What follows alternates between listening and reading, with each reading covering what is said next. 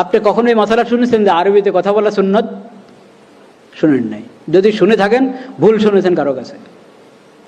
আরবিতে কথা বলা সুন্নত এটা মশালা নাই, অথচ নবী সাল্লাল্লাহু আলাইহি ওয়াসাল্লাম আরবিতে কথা বলেছেন সবসময়। নবী করিম সাল্লাল্লাহু আলাইহি সাল্লাম এর খাবার অভ্যাস যে ছিল একবারে স্বাভাবিক ছিল, একবারে স্বাভাবিক। নবী করিম সাল্লাল্লাহু আলাইহি সাল্লামের খাবার অভ্যাসকে সুন্নত ঘোষণা করা হয়নি।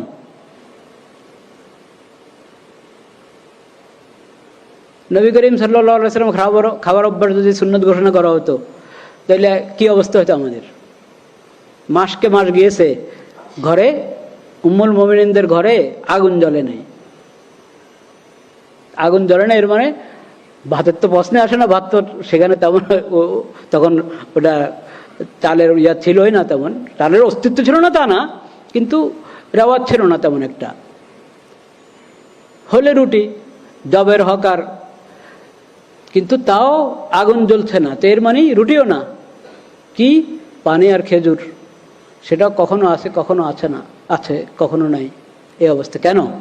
এ না যে কোনো নবী করিম সাল্লাল্লাহু আলাইহি সাল্লাম আর্থিক সংকট, সবসময় আর্থিক সংকট ছিল তা না।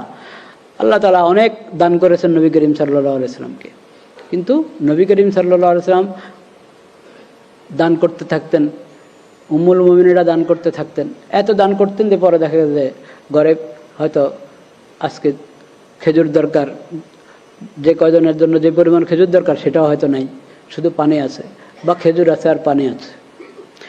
কিন্তু এটাকে নবী করিম সাল্লাল্লাহু আলাইহি সাল্লাম সুন্নত ঘোষণা করেন নাই যে খেজুরেই তোমাদের প্রধান খাদ্য হবে, রুটিয়ে তোমাদের প্রধান খাদ্য হবে, জবের রুটি প্রধান খাদ্য হবে, ঘোষণা করা হয় না। কেন? এটা কঠিন হয়ে যাবে। পোশাকের ব্যাপারে ধরেন, কোন রঙের পোশাক হবে, কোন ধরনের পোশাক হবে, কোন এলাকার পোশাক হবে, কিচ্ছু না, কিন্তু টাকনার উপরে রাখো, পুরুষ টাকনার উপরে রাখবে, এটা বিধান, এটা ওহী ছাড়া জানা যাবে না। এবং অমুসলিমদের যেটা এই নিদর্শন, ওই ধরনের কোনো কিছু তুমি গ্রহণ করো না, তুমি মুসলিম, এটা বিধান দিয়ে দিয়েছে।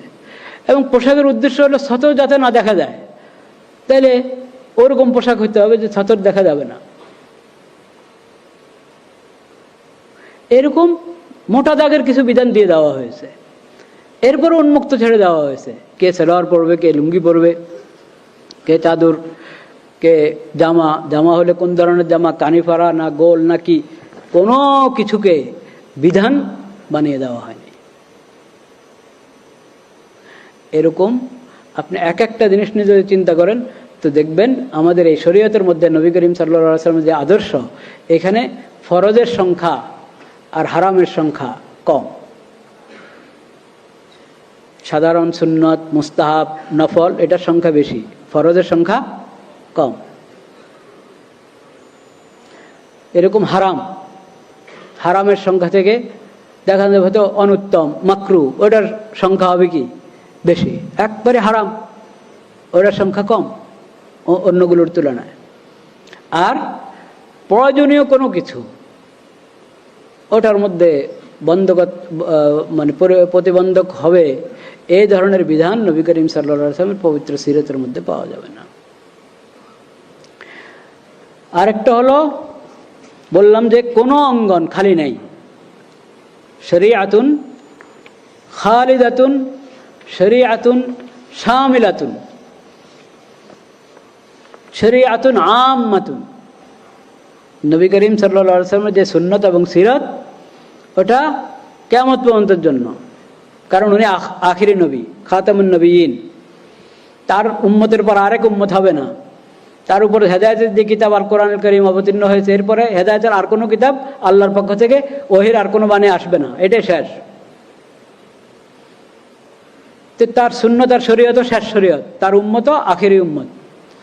এরপরে যদি কেউ বলে যে অমুকের উম্মত, তো এর মানে তার ইসলামের সাথে, কোরআনের সাথে কোনো কি নাই, সম্পর্ক নেই। আপনারা জানেন আমাদের এই দেশে আরেক উম্মত যে আছে, নবী করিম সাল্লাল্লাহু আলাইহি ওয়াসাল্লামের উম্মত ছাড়া আরও উম্মত আছে, জানেন তো? আপনার ধারণা আছে কিনা? হ্যাঁ, মির্জা গোলাম আহমদ কাদিয়ানি, তাকে কাদিয়ানি জামাত কি মনে করে? নবী মনে করে। আমাদের নবী, আখির নবী হজরত মোহাম্মদ মুস্তফা সাল্লাল্লাহু আলাইহি সাল্লাম, হ্যাঁ, কিন্তু তার 1200 বছর বা একটু বেশির পর হলো মির্জা গোলাম মোহাম্মদ কাদিয়ানী। এই মির্জা গোলাম মোহাম্মদ কাদিয়ানী নবুয়তের মিথ্যা দাবি করেছে এবং কিছু লোক তাকে নবী হিসাবে মেনে নিয়েছে, তারা মির্জা গোলাম মোহাম্মদের উম্মত। এই যে নতুন আরেক উম্মত বের হলো, এই উম্মতের কোরআনের সাথে কোনো কি নাই, সম্পর্ক নাই। কোরআনের নাম নিচ্ছে, কোরআন প্রচার করছে, কোরআনের অনুবাদ করে প্রচার করছে। এই কিছুদিন আগে, কয়েক মাস আগে ইয়াতে জাদুঘরে তারা কোরআন প্রদর্শনী করেছে তারা।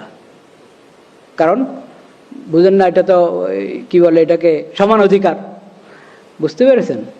সমান অধিকার তারা সেমিনার করতে চায়, কে মানা করবে? এটা একটা চিন্তার সমান অধিকার। এই যে আমাদের নবী করিম সাল্লাল্লাহু আলাইহি ওয়াসাল্লামের সিরতের আরেক বৈশিষ্ট্য হলো তার শিখানো কোনো মৌলনীতি, শিখানো কোনো বিধান, তার শিখানো, তার দেওয়া কোনো পরিভাষা, এটার মধ্যে কোনো অস্পষ্টতা নাই। যে ওই শব্দের মারপ্যাচ দিয়ে, শব্দের অস্পষ্টতা দিয়ে, পরিভাষার অস্পষ্টতা দিয়ে মানুষকে কেউ ধোকা দিবে, প্রতারণা করবে, এই সুযোগ নেই। সব আলহামদুলিল্লাহিল্লাযী আনজালা আলা আবদিহিল কিতাব ওয়ালাম ইয়াজআল লাহু ইওয়াজা, ওয়ালাম ইয়াজআল লাহু ইওয়াজা। কোনো ধরনের বক্রতা, কোনো ধরনের অস্পষ্টতা, কোনো ধরনের কোনো খুঁত ত্রুটি এখানে খুঁজে পাবে না এই সিরতের মধ্যে, এই শরীয়তের মধ্যে, আল্লাহর অবতীর্ণ করা এই কোরআনের মধ্যে। তো সমান অধিকার, এটা একটা পরিভাষা, এটা কোরআনের পরিভাষা না, নবী করিম সাল্লাল্লাহু আলাইহি ওয়াসাল্লামের সিরত এবং সুন্নতের পরিভাষা না। এই জন্য এটার মধ্যে অনেক অস্পষ্টতা। সমান অধিকারের ব্যাখ্যা করেন আপনি বসে বসে, এক একজন এক এক ব্যাখ্যা করবে। কাকে বলে সমান অধিকার? একটা পরিভাষা আপনি দিচ্ছেন, তাহলে এটার সঠিক ব্যাখ্যাও তো দিতে হবে, সঠিক মর্ম দিতে হবে। সমান অধিকার আপনি বলবেন প্রত্যেকে তার মতাদর্শ, তার মতবাদ, তার চিন্তা চেতনা, ওটা আপনার করার, তবলিগ করার, প্রচার প্রসার করার অধিকার রাখে। আচ্ছা, যদি এই কথা আপনি দলিল দিয়ে সাব্যস্ত করতেই পারেন যে সবার অধিকার আছে, আমি এখন ওই তর্কে দিলাম না, কিন্তু আমি বলতে তবলিগের অধিকার আছে, প্রতারণা করার অধিকার আছে, প্রতারণার অধিকার আছে।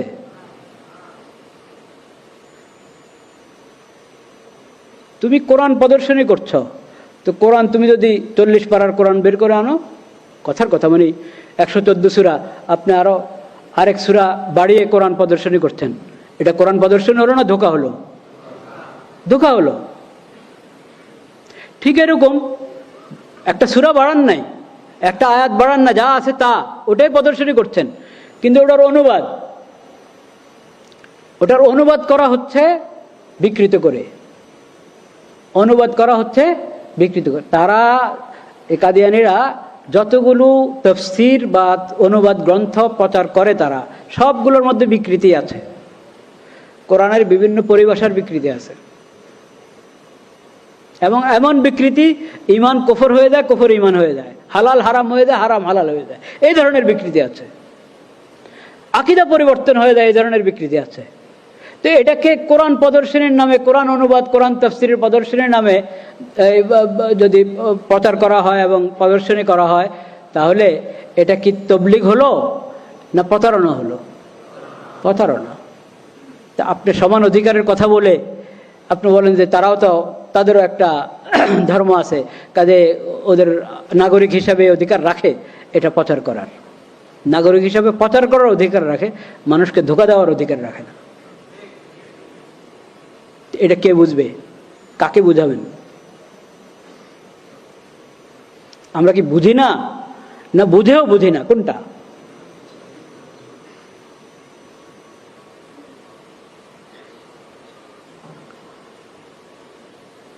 লা ইলাহা ইল্লাল্লাহ, লা ইলাহা ইল্লাল্লাহ, লা ইলাহা ইল্লাল্লাহ। যখন এই প্রসঙ্গটা এসেছেই, তা আমি আর একটা কথা বলে দিই। বক্সিবাজারে দেখবেন কেন্দ্র আছে, তারা নিজেদেরকে বলে আহমদিয়া মুসলিম জামাত। আহমদ সাল্লাল্লাহু আলাইহি ওয়াসাল্লাম আমাদের নবীর নাম না নাকি? ওয়া মুবাশশিরাম বিরাসূলিন ইয়াতি মিন বাদি ইসমুহু আহমদ, ওয়া মুবাশশিরাম বিরাসূলিন ইয়াতি মিন বাদি ইসমুহু আহমদ। ঠিক পড়েছি আয়াতটা? তাই আহমদ নবী করিম সাল্লাল্লাহু আলাইহি সাল্লামের নাম, মুহাম্মদ নবী করিম সাল্লাল্লাহু আলাইহি সাল্লামের নাম। আহমদ সাল্লাল্লাহু আলাইহি সাল্লাম মুহাম্মদ সাল্লাল্লাহু আলাইহি সাল্লামের সাথে কোনো সম্পর্ক নেই কাদিয়ানী জামাতের। তারা আহমদের অনুসরণ করে না, তারা তো গোলাম আহমদের উম্মত। আবার তারা তাদের উপাসনালয়, খেয়াল করবেন আমি কি কথা বলছি, উপাসনালয় বলেছি কিন্তু মসজিদ বলি নাই, কারণ কাদিয়ানীদের উপাসনালয় মসজিদ নয়। মসজিদ তো হলো উম্মতে মুসলিমা, মুসলমানদের উপাসনালয়, যেটা